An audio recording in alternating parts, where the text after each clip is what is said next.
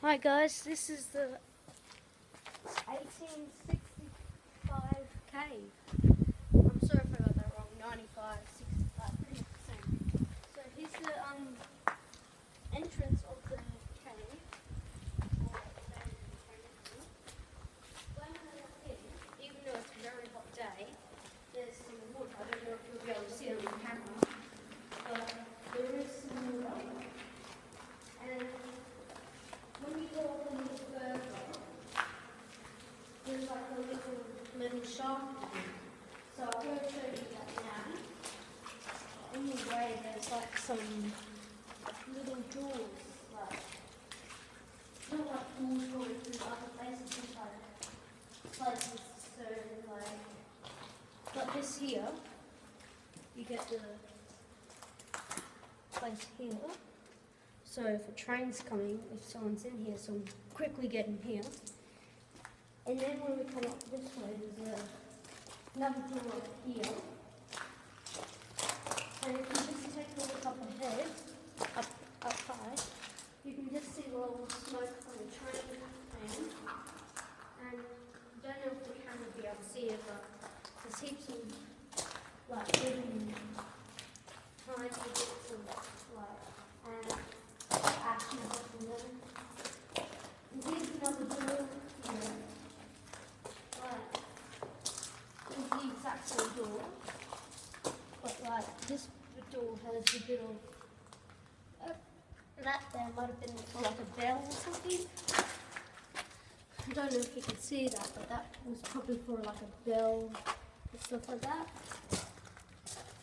Moving on, we're like basically not even halfway through the tunnel. And when you come up this way, there's the actual room, and then there's another door here. Obviously, since it's that old, you've got to expect some people have did that kind of stuff on it. But when we open it up, don't know if you can open the second one. No, you can't open the second one. But just have a look inside and look at everything.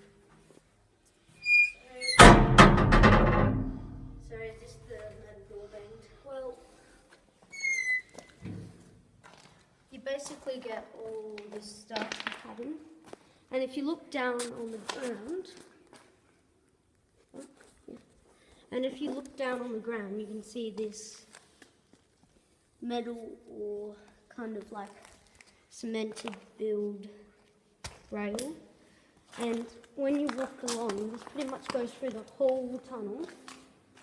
And this tunnel is very old, as I say. Probably a lot of them are missing.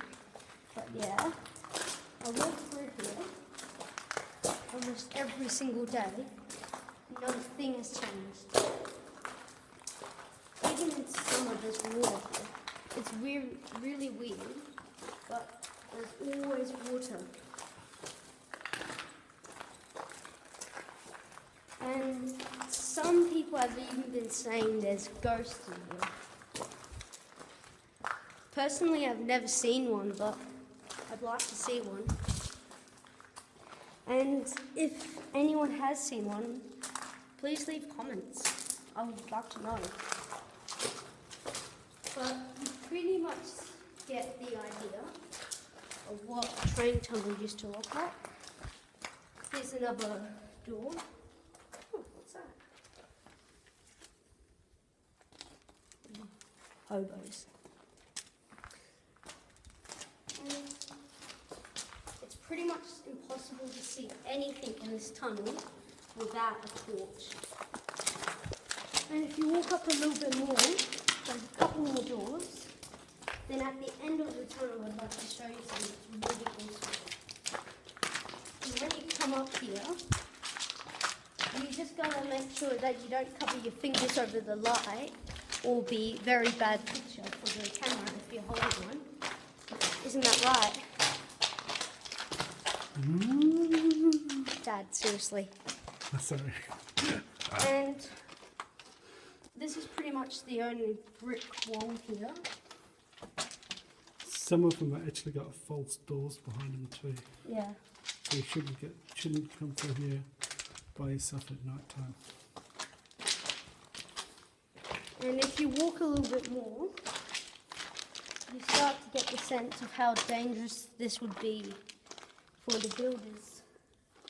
Imagine this, working night and day to get this tunnel finished for the train. And as I said, this was about near World War One. I probably didn't say that, but this tunnel was built near World War One. So Australian people had to be very careful with bombers. So when they built it under kind of like a hill, so they wouldn't find it. And when the trains came through here, many supplies would be carried on the train, and also passengers. Not just military personnel, but also civilians. Tell them that the walls are made of rock and the roof is made of brick. And here's the weird thing. The walls are made out of rock, but the roof is made out of bricks. And it may seem very weird, but when they carved it, it's just the way they made it. And so here's another door coming up. Oh, I just need a ton of sheet. Okay, that's good. And when we come up down this way, we'll always think of like doors that might have been. Here's another kind of false door. And sometimes if you're lucky, you might come across a door that has holes in it. And if it has holes in it, it's probably a real door. Whoa, what was that? Do you guys hear that? That's creepy as. But if you guys ever come down here, I suggest going on top of the bridge. It's really cool to see all the sights, the valley and everything. If you didn't get the name is John Forest National Park. And you can ride your bike down here, but you're not allowed to take your dog. And if you want to take a group of friends down here, I suggest taking a minivan because there's not that many parking spaces here. But as I said at the start of the video, there's heaps of water, which is really surprising for like a cave. And it's like really hot outside, like 35 degrees outside. Or if you're in America, it's probably like 50 Fahrenheit, somewhere near there. And as we get closer to the exit of the train tunnel, you'll start to notice there's more and more water popping up, sort of like puddles. But it hasn't rained for weeks. So you start to wonder, how did water get down here? Well, if you're wondering, mainly the water comes from the cleaners. Because if this place was just left like this, you would know that it would be like full of junk in like a matter of weeks. So they have to get special cleaners down here to wash it out, and get all the glass out so tourists and all that can't get their feet cut and all that. Here's one of the final doors before we go. And again, there's heaps of writing here and all that. And there's even a hole. Now, if you look in the hole carefully, you can see there's like a big kind of like space in there. I think that's pretty much the last hole. There's probably only one more. And when you walk down here, you get the sense of feeling like someone's watching you. I suggest never come here by yourself, which is creepy as. If you're ever coming down here by yourself, I suggest bringing a big torch. Because I would not want to be alone. Don't come down at midnight. And don't come down at midnight. I think this is like, oh no, there's like 2 more doors left. And here's one of the doors. And here's some junk left by people. probably tourists. And the park rangers don't really like people going down here, because when me and my dad were walking down this way, just then to make this YouTube video, we came across a sign saying that you should probably stay away from it because it's like an unstable structure, and if it was to fall, it would be on your own risk. So I suggest if you're coming down this way, come with someone who's really good at running, or being a good runner for yourself. Can you hear that bee noise? It's the noise from the bees, because there's little holes on the top of the roof, and you can't really see, but there's like holes on the roof where all the little bugs come through. And if you come down this way, out of the exit, and you look back, you can kind of see the exit, or the entrance we came through. But here's the good thing about it. When you come down this way, you can go back around up the top. But we won't be doing that today. I'll just be showing you the way you can go.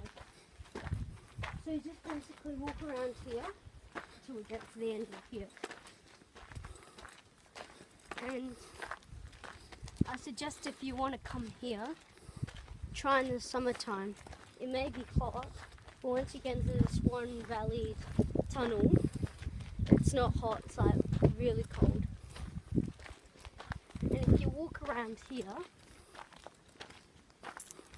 here's the way up to the top of the tunnel, so you can walk over the tunnel. But as you can see, in World War II, this would be the perfect place, because there's covered. I don't know if you can see, but it's pretty much basically covered. And if you come over this way, there's even a valley, a really big one. And down this way is where all the bush is, but down that way is where all the houses are. So I think that would be pretty much a good place to hike. And if you like this video, please subscribe and leave comments and like.